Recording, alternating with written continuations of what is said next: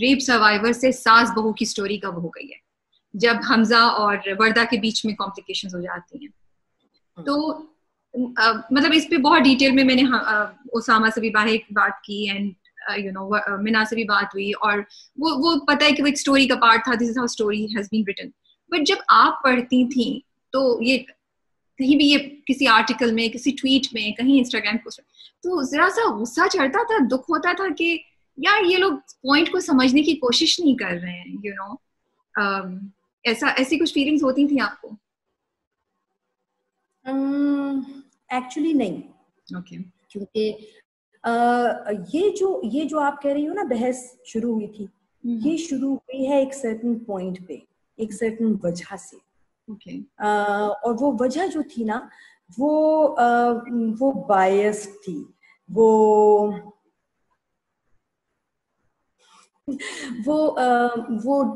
Develop की गई थी। वो जगह एक कॉन्स्पिरेसी थ्योरी थी। Okay. So this wasn't a genuine public opinion. This wasn't.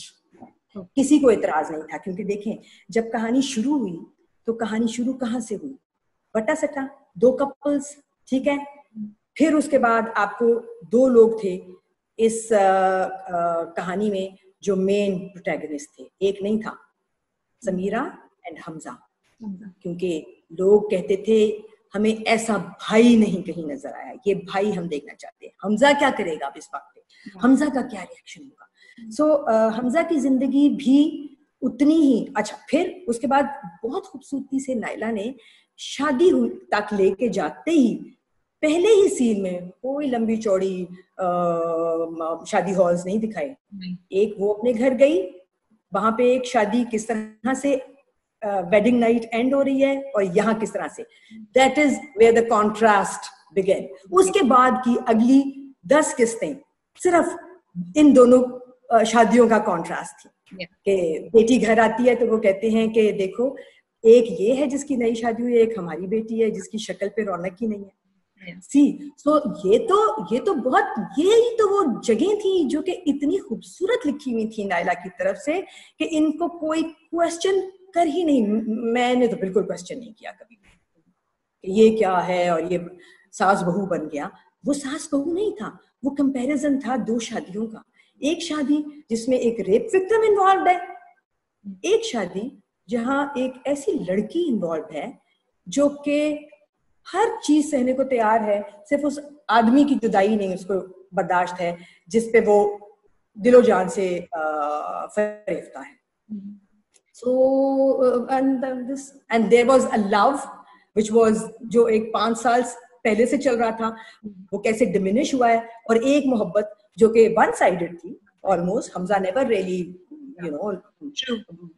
was head over heels over वर्दा, मगर वो ब्लूम की है। जहाँ पे ये सारी ट्वीट्स आ रही थी, वहां पे बहुत से ये भी आ रही थी, which I'm sure also, कि Mina got this chance because of you, Mina got this limelight because of you। जब आप ये पढ़ती थी तो एज अ मदर आपको क्या फील होता था, एज अ डायरेक्टर क्या फील होता था, और एज अ मदर क्या फील होता था? I want to know that. Actually अगर हम रिसर्च करें ना, तो ये शुरू हुआ है ये जो कंट्रोवर्सी, जिसको मैं कंट्रोवर्सी कहती हूँ, कॉन्स्पिरेसी कहती हूँ, आप कहते हो कि ये डिबेट शुरू हो गया था, ये शुरू हुआ है आफ्टर दोज 2 एपिसोड्स जिसमें मिना का काम जो था वो एक्चुअली उठ के आया। द सीन, बाथटब सीन, उससे पहले वो उसके बाद यही जिसमें बच्चा जमीन पे रखने वाला सीन था, हॉस्पिटल वाला। ये मिना के पास बहुत ज्यादा जगह, बहुत ज्यादा सीन्स नहीं थे एज सच टू अपने आप को मनवाने के लिए। ये 2 जगह ऐसी थी। तो जब ये 2 जगह आई ना, उसके बाद ये कंट्रोवर्सी शुरू हो गई। जबकि के ये वो जो जगह थी जिसके बाद अगर किसी के दिल में भी ये बात थी कि मिना को ये जगह अपनी माँ की वजह से मिली है, या मिना इतनी कोई अच्छी एक्टर नहीं है, मतलब हो सकता था कि मैं इसमें कोई बहुत बेहतर एक्टर लेती, पुरानी बच्ची होती, तो हो सकता है किसी के दिल में होता। बट ये 2 सीन, ये 2 एपिसोड्स, 2 या 3 जितने भी वो थे, जिसमें मिना ने एक्चुअली मुझे प्रोडक्शन हाउस को, चैनल को लेट डाउन नहीं किया। ये डिबेट शुरू हुआ उसके बाद। That's a strange thing. अच्छा, कौन सा सीन सबसे मुश्किल था डायरेक्ट करना, या लगा आपको उस वक्त? एक्चुअली मुझे सारे सीन मुश्किल लगते हैं करने से पहले। जब मैं घुस जाती हूँ उसमें तो इतने नहीं लगते, बट यही थे जो सबसे ज्यादा देर तक मेरे दिमाग में रहे थे ना। वो एक वही था द किडनैप, कि इसका क्या होगा, because that was the one scene जिसके बारे में मैंने सबसे ज्यादा सोचा था कि कैसे होगा, कि उसका हाथ कैसे छूटेगा, बाप क्यों हाथ छोड़ेगा, बाप कैसे हाथ छोड़ेगा। फिर डिस्कशंस थी, फिर मैंने नदीम को बताया कि मैंने ऐसे सोचा है कि बाप ने उसको पकड़ा हुआ है, उधर से वो दूसरी लड़की पे अटैक कर रहे हैं, वो उधर से चीख रही है महमूद अंकल, और फिर बाप एक सेकंड को आता है, दूसरा लड़का उस पर झपटता है, वो हाथ छुड़वाता है, वो भाग जाते हैं। वो एक मोमेंट होता है सिर्फ, जो दिखने में लगेगा कि बहुत देर थी, बट वो एक मोमेंट होता है जिसमें उस बेटी को, जो कि बर्दाश्त नहीं कर सकती अपने किसी बहन भाई को भी अपने बाप के साथ, उसका ख्याल है कि I am special for him and he is only for me, तो वो इम्प्रिंट हो जाता है उसके दिमाग में वो moment. What's the next project that you're working on? I don't know. अभी तो पता नहीं। मेरी मोटिवेशन स्क्रिप्ट होती है और स्क्रिप्ट ही रहेगी। So if I get one, क्योंकि मुझे एक्चुअली रुस्वाई के बाद बहुत ज्यादा मिला है motivation, energy.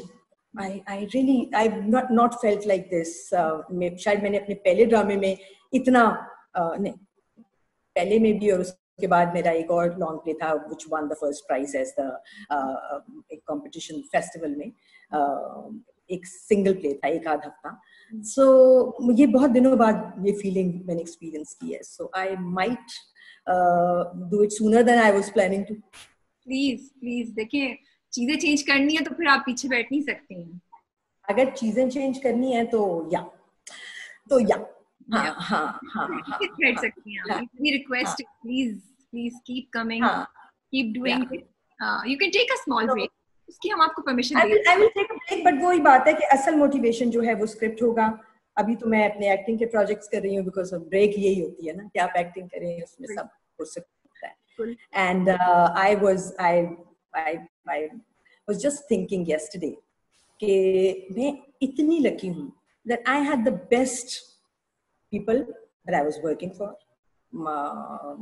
The Six Sigma से बेहतर मुझे नहीं पता, कभी करूँगी तो शायद पता चले, but they did the best people. ARY जिस तरह का उन्होंने मुझे leverage दिया, जिस तरह का उन्होंने मुझे trust किया with a newcomer in the cast and changes in the script, and then my cast जिसने के मुझे इतनी इमोशनल और loving support और all kinds of shoulders and all kinds of शाबाशियां there and then, and वो सब था कि मैं कई दफा सोचती हूँ कि अगर कभी मैंने कुछ दोबारा किया तो मैं चाहूंगी कि ये सारे लोग, इनमें से तकरीबन सारे लोग दोबारा मेरे साथ हों। तो रुबीना, मेरा आपसे ये सवाल है कि सिंस आप इतने अरसे बाद आपने डायरेक्शन दोबारा की and you got back into field and आप बार-बार अपने आप को न्यू कमर कह रही हैं, कोई एक ऐसी चीज है आपने लर्न किए सारे प्रोसेस, सारे एक्सपीरियंस के थ्रू?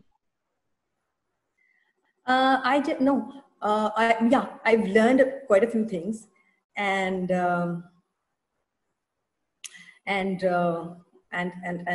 कोई एक चीज ऐसी जो मेरा बहुत प्यारा जर्नी था रुस्वाई का, राइट फ्रॉम द वर्ड को, पहला दिन, पहला shoot, everything went fabulously well, सारे लोग अच्छे थे, सब कुछ अच्छा था।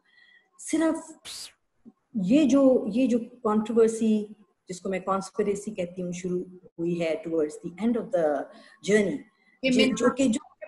वैसे तो मेरा रुस्वाई को कि मीना को आपकी इसकी बात कि हमजा और वर्दा का कैरेक्टर बढ़ा दिया गया है, स्क्रिप्ट ऐसा नहीं था और ये सब कुछ कहते हो गया और फेवरेटिज्म था और perks of being so to say director's daughter. ये अगर ना होता ना, ये एक खलिश मेरे दिल में है कि ये ना होता तो हमारा जर्नी बहुत खूबसूरत था। और ये पूरा जो एक कहते हैं ना बैड पैच, वो एक बंदे की वजह से है। और मैं बहुत आई एम हार्ट ब्रोकन, क्योंकि मैंने उसको बड़ी मोहब्बत के साथ डील किया था through out. So I might not have मैं वापस आके और एड्रेस भी ना करती, इसको छोड़ देती। वो एक पोस्ट आई थी, मैंने जो लिखना था लिख दिया, पोस्ट गायब हो गई, खत्म हो गया रुसवाई का। आखिरी एपिसोड चला, फिर वही सारी कहानी शुरू हुई। एक interview, somebody was interviewing this person, और फिर यही कहानी शुरू हुई। तो मुझे ये लगता है कि रुबीना अशरफ की एक रेपुटेशन है कि वो आउटस्पोकन है, वो सच्ची है, शी इज अपफ्रंट, उसको कोई गलत बात कह के कहीं जा नहीं सकता। और अगर इतनी सारी गलत बातें सुन के नेपोटिज्म हुआ और हमजा और वर्दा को बढ़ा दिया गया और ये सब कुछ सुन के रुबीना चुप है, तो लोगों को शायद ये ना लगे कि हाँ फिर इसका मतलब है कि रुबीना ये हुआ है।